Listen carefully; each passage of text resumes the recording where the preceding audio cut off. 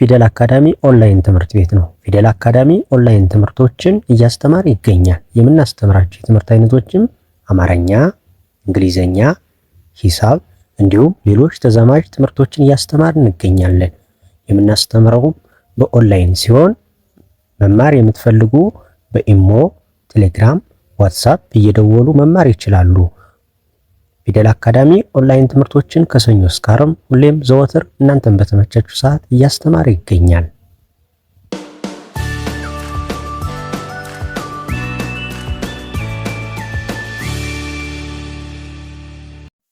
ሰላም ውድ ቻናላችን ቤተሰቦች፣ በዛሬው ትምህርታችን የአማርኛ ፊደላትን ከሀ ጀምረን እስከ ፐ ድረስ ያሉትን እያንዳንዱን እንዴት ብለው ማን ተብለው እንደሚነበቡ አንድ ባንድ ማሳያችሁ ይሆናል። በእንግሊዘኛ እንዴት አድርገን ነው ማንበብ የምንችለው የሚሉትን እንደማሳያችሁ።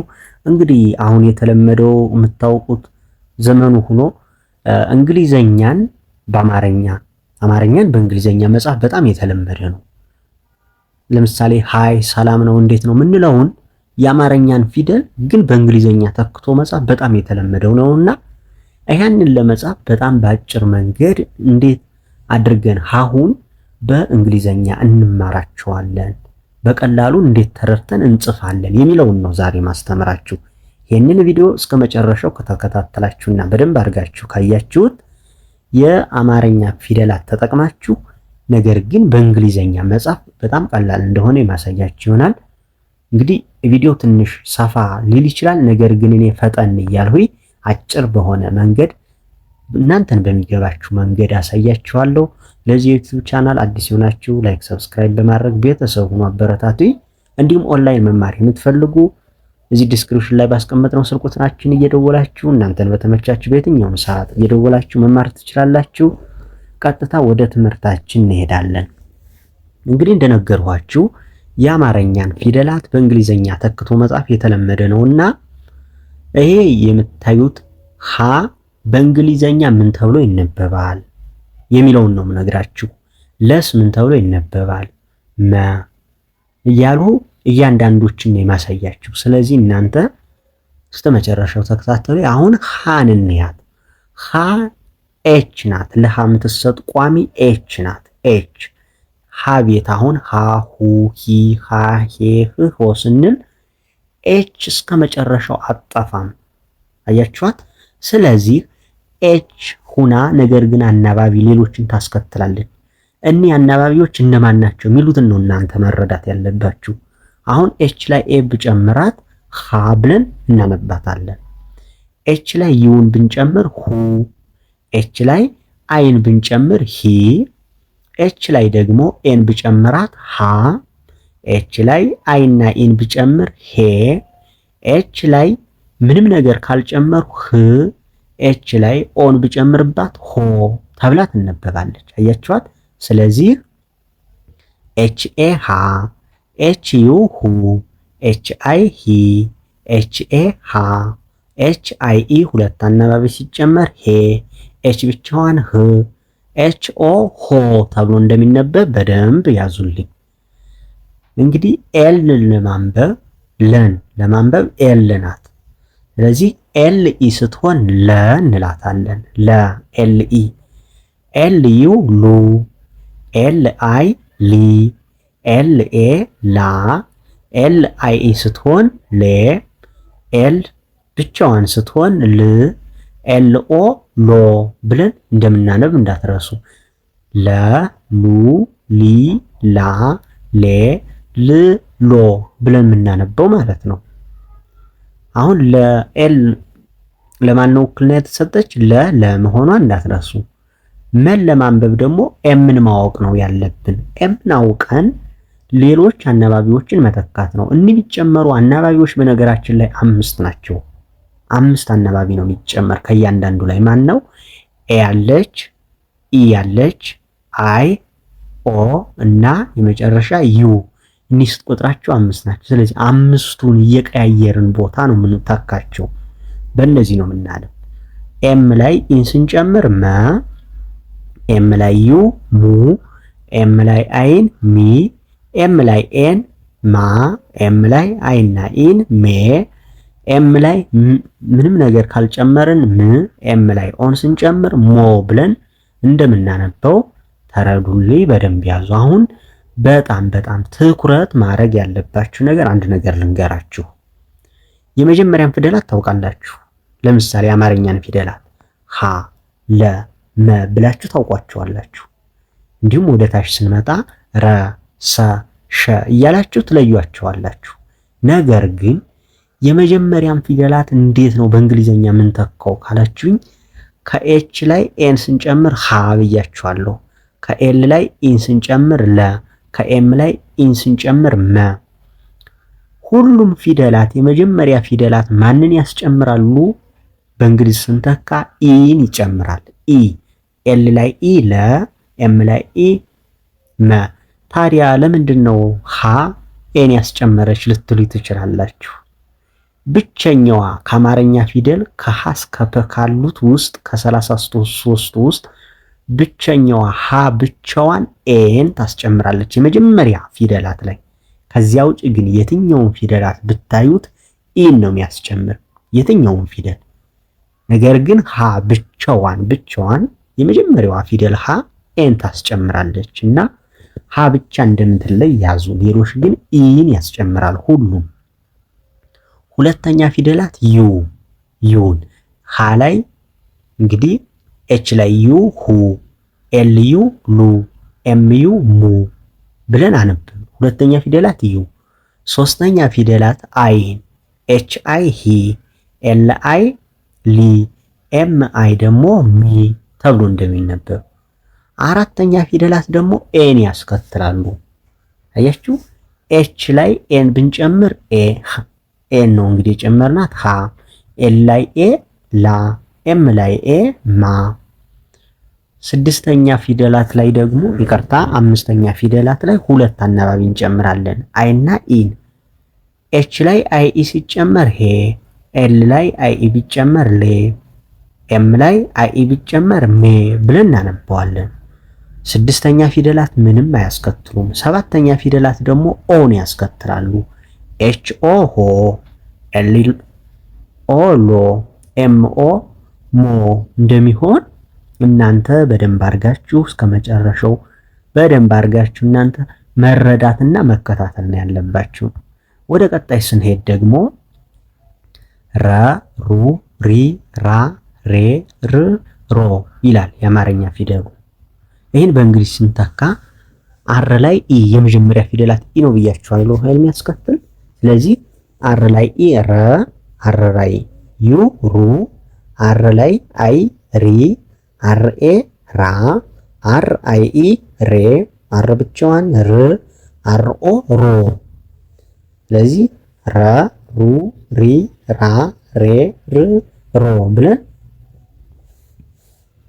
እሺ። ይቺ ደግሞ ሰ ናት። ኤስ ላይ እንግዲህ ኢን ብንተካ ሰ ብለን እናነባለን።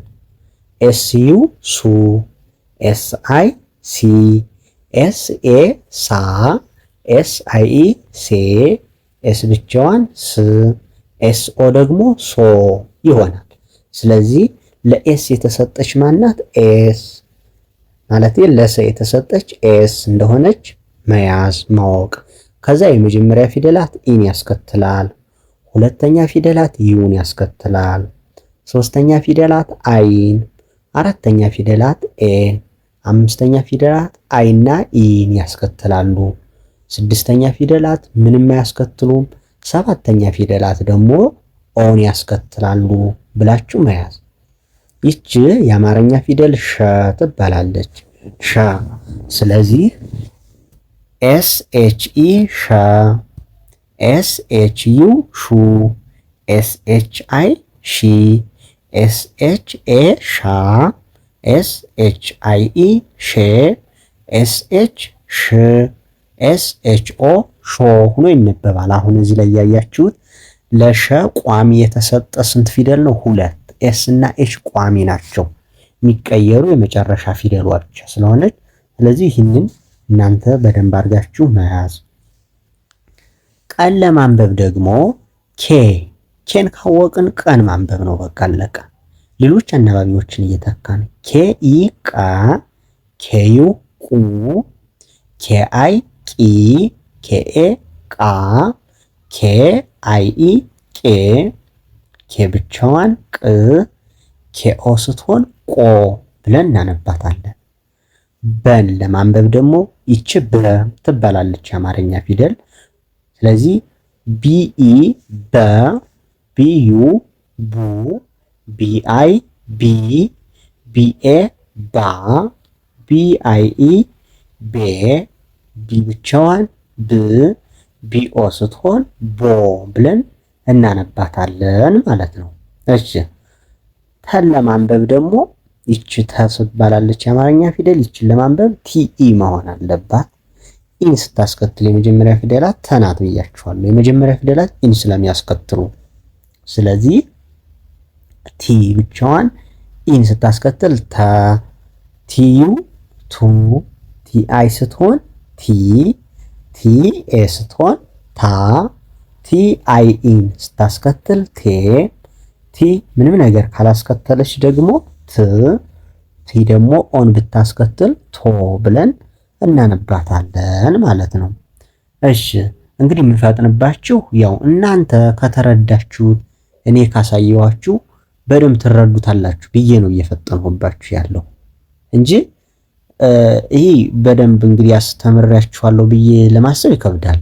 እናንተ ካያችሁት ደጋግማችሁ እያያችሁ ስትሄዱ ትረዱታላችሁ። የመጀመሪያ ፊደል ማንን ነው የሚያስከትል፣ ሁለተኛ ፊደልስ ማንን ነው፣ ሶስተኛስ፣ አራተኛ፣ አምስተኛ የሚለውን በደንብ ትይዛላችሁ የሚለውን ነው እየነገርኳችሁ ያለው።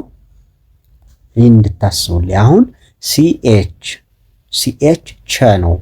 ኢን ስንጨምርበት ቸ፣ ለቸ ቋሚ ሲኤች እንደሆነ እንዳትረሱ። ሲኤች ላይ ደግሞ ዩን ብንጨምር ቹ እንለዋለን። ሲኤች ላይ አይን ብንጨምር ቺ፣ ሲኤች ላይ ኤን ብንጨምር ቻ፣ ሲኤች ላይ አይኢን ብንጨምር ቼ፣ ሲኤች ምንም ነገር ካልተጨመረበት ች፣ ሲኤች ላይ ኦን ብንጨምር ደግሞ ቾ ተብሎ ይነበባል ማለት ነው። አሁን ሁለት አናባቢ ይዟል። ሁለት ፊደላትን የሚይዙ አሉ። የእንግሊዘኛ ፊደል አማርኛ እና እንግሊዘኞቹ ሆነው በአንድ ላይ ሲነበቡ አሁን ቸ ሲኤች እና ይዘው። እሺ ነን ለማንበብ ደግሞ ኤን መሆን አለባት። ኤን ላይ ኢን ብንጨምር ነ፣ ኤን ላይ ዩን ብንጨምር ኑ፣ ኤን ላይ አይን ብንጨምር ኒ፣ ኤን ላይ ኤን ብንጨምር ና፣ ኤን ላይ አይን ብንጨምር ኔ፣ ኤን ብቻዋን ስትሆን ን፣ ኤን ላይ ኦን ብንጨምር ኖ ይሆናል።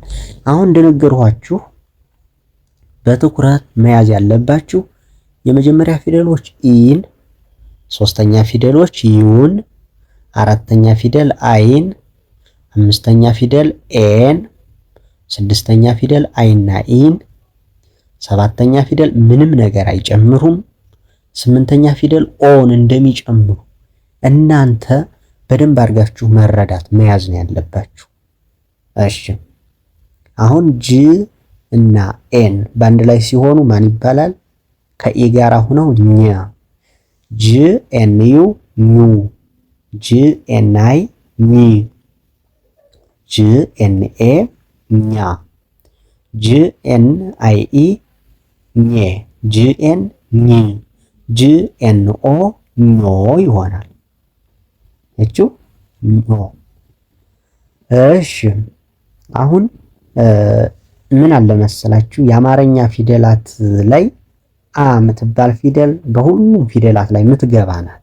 አ ኡ ኢ አ ኤ እ ኦ ምንላት። ለምሳሌ ኞ ብንል ኞ ስንል ኦ ሚል ድምፅ አለ። ኞ ኦ ሚል ድምፅ አለ። ይችን ኦን ተጠቅሟል ማለት ነው። እና እያንዳንዱን ብታዩት የአማርኛ ፊደላት ላይ የአዘሮች በሙሉ አሉበት ከሁሉም ፊደል ላይ እና አናባቢ ተብለው ይጠራሉ። እነዚህ እንደ ሌሎቹ ፊደል ኢን፣ ዩን፣ አይን፣ ኤን፣ አይኢን፣ ኤንን ወይም ደግሞ ምን ማያስከትሉም ኦን ብለን አንወስድም። አሁን ኤ ብቻዋን አ ትባላለች ወይም ደግሞ በሌላ አጠራር ይችኛው አራተኛይቱ አም ተብላ ትጠራለች። ዩ ደግሞ ስትሆን ኡ እንላታለን። አይ ስትሆን ደግሞ ኢ ትባላለች ወይም ደግሞ እ ተብላም ትነበባለች። ኢ ወይም እ። ይቺ ኢ ስትሆን ደግሞ ማን ትሆናለች? ኤ ትሆናለች። ኤ። ኦ ብቻዋን ኦ እና ኤ ዩ አይ ኤ ኢ አይ ኦ ነው። አ ኡ ኢ አ ኤ እ ኦ የሚሉት የአማርኛ ፊደላት በእንግሊዘኛ ስንተካቸው እና ትንሽ ከሌላው ለየት ያሉ ናቸው። እነዚህን ያው እንግዲህ ካያችሁ ተደጋግማችሁ አይጠፋችሁም ብዬ አስባለሁ። እሺ አሁን ቀጣይ ከንኔ ከ ደግሞ ኢን ሲያስከትል ካ፣ ኬ ዩን ሲያስከትል ኩ፣ ኬ አይን ሲያስከትል ኪ፣ ኬ ኤን ሲያስከትል ካ፣ ኬ አይን ሲያስከትል ኬ፣ ከደግሞ ምንም ነገር ካላስከተለ ክ፣ ኬ ኦን ሲያስከትል ኮ ብለን እናነበዋለን። ዋይን ለማንበብ ደግሞ ዋይ የየ ዘር ናት። ዋይ ኢን ስታስከትል የ፣ ዋይ ዩን ስታስከትል ዩ፣ ዋይ አይ ስታስከትል ዩ፣ ዋይ ኤን ስታስከትል ያ፣ ዋይ አይ ኢ ስትሆን የ፣ ዋይ ብቻዋን ይ፣ ዋይ ኦ ስትሆን ዮ እንላታለን። ደብሊው ደግሞ እንደ ወ ትጠራለች። ኢን ስታስከትሉባት ወ፣ ደብሊው ዩ ው፣ ደብሊው አይ ዊ፣ ደብሊው ኤ ዋ፣ ደብሊው አይ ስትሆን ዌ፣ ደብሊው ብቻዋን ው፣ ደብሊው ኦ ዎ ይሆናል ማለት ነው። እሺ ይቺ ደግሞ ዘ እንላታለን። ዘን ለማንበብ ዜድ፣ ዜድ ኢ ዘ፣ ዜድ ዩ ዙ፣ ዜድ አይ ዚ፣ ዜድ ኤ ዛ፣ ዜድ አይ ኢ ዜ፣ ዜድ ብቻዋን ዝ፣ ዜድ ኦ ዞ ብለን እናነበዋለን ማለት ነው። ወደ ቀጣይ ስንሄድ ዠን ስናነብ እንግዲህ የምፈጥንባችሁ የመጀመሪያ ፊደላት የሚያስከትሉት አንድ አይነት ነው። ሁለተኛም ፊደላትን ዩን ነው የሚያስከትሉ። ሶስተኛ አይን፣ አራተኛ ኤን፣ አምስተኛ አይ ኢን፣ ስድስት ምንም አያስከትልም፣ ሰባት ኦን ነው የሚያስከትል ብዬ ነው እየፈጠንሁባችሁ ያለው እንጂ ቀስ አድርጌ ማስተማር አቅቶ ወይም ከብዶኝ ስላልሆነ ይህን እንድትረዱልኝ። አሁን ዜድ ኤች ሲሆን ዠ ሆኖ ለዠ ቋሚ ዜድ ኤች ነው። ነገር ግን ኢ ስትጨመር ዠ፣ ዜድ ኤች ላይ ዩ ስትጨመር ዡ፣ ዜድ ኤች ላይ አይ ስንጨምር ዢ፣ ዜድ ኤች ላይ ኤን ስንጨምር ዣ፣ ዜድ ኤች ላይ አይ ኢ ሲሆን ዤ፣ ዜድ ኤች ላይ ምንም ካልተጨመረ ዥ፣ ዜድ ኤች ላይ ኦን ብንጨምርበት ደግሞ ዦ ይሆናል ማለት ነው። ስለዚህ ይህን በደንብ መያዝ። አሁን እስኪ ይህን እንደ አሳይመንት ወይም እንደ ቤት ስራ እናንተ ልስጣችሁ። ወደታች ያለውን ምን ተጨምሮበት ነው የሚነበበው የሚለውን ይዛችሁ የመጀመሪያ ፊደላት ደን ለማንበብ ዲ ናት። ዲ ላይ ማን ተጨምሮባት ነው ደ የሆነች የሚለውን እናንተ ሙሉን ወደዚህ አንብቡ ወይም ኮሜንት ላይ እስኪ ጣፉልኝ። ደ እንግዲህ ለደ ዲ ከሆነች ወደዚህ እንዴት ተደርገው እንደተነበቡ፣ ጀን ደግሞ አሁንም ጀ ላይ ኢን ጨምረን ወደዚህ ደግሞ ሌሎችን እንዴት አድርገን እንደምናነባቸው፣ ለጀ ግን ቋሚ ጀ እንደሆነች እንዳትረሱ። ገን ለማንበብም ይቺ ጅ እንደሆነች ይዛችሁ ወደዚህ ማንን እንጨምራለን የሚሉትን መጀመሪያ ተረርታችሁ ኋላ ሳታዩ እስቲ ኮሜንት ላይ አስቀምጡልኝ። ሳታዩ ተረርታችሁ ኮሜንት ላይ እስኪ ጣፉልኝ። እሺ የመጨረሻዎቹ ደግሞ ጠ ቲ ናት። ጠ ቲ ቲና ኢ ጣ። አሁን ሲ ኤች ስትሆን ኢን ስንጨምርባት ጨ፣ ቲ ኤስ ላይ ኢን ስንጨምር ጻ፣ ኤፍ ላይ ኢን ስንጨምር ፈ፣ ፒ ላይ ኢን ስንጨምር ፐ ሆነ። አያችሁታ? የመጀመሪያ ፊደላት ላይ ኢን ነው የጨመርን። ስለዚህ ሁለተኛ ፊደላት ላይ ማንን ነው የምንጨምር? 3 ማንን ነው? 4 ላይስ ማንን ነው?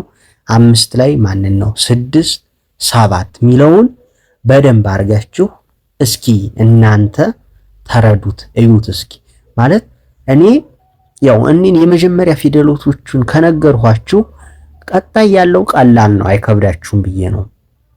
እና ይህንን እናንተ እስኪ አሳይመንት ይሁናችሁ የቤት ስራ በደንብ እንድትረዱት ኮሜንት ላይ ተረድታችሁ እስኪ ጣፉልኝ። የተረዳችሁትን ብቻ ሁሉን ባይሆንም ያወቃችኋቸውን ፊደላት ብቻ ኮሜንት ላይ አስቀምጡልኝ። ከዚህ በተጨማሪ ደግሞ በደንብ እንድትረዱና ምንም ነገር እንዲሳልፈጥን በደንብ አድርጎ ለመማር ከፈለጋችሁ በዚህ በምታዩት ስልክ ቁጥሬ እየደወላችሁ ኢሞ፣ ቴሌግራም፣ ዋትሳፕ እናንተን በተመቻችሁ ሶሻል አማራጭ እየደወላችሁ መማር ትችላላችሁ። በተመቻችሁ በየትኛውም ሰዓት መማር ትችላላችሁ። እስካሁን የተከታተላችሁት ይሄንን ይመስላል። በቀጣይ ደግሞ አሪፍ በሆነ ምሳሌዎችን ይዤ የመጣላችሁ ይሆናል። ላይክ፣ ሰብስክራይብ በማድረግ ቤተሰብ ሁኑ፣ አበረታቱኝ እያልኩኝ የዛሬውን ትምህርታችን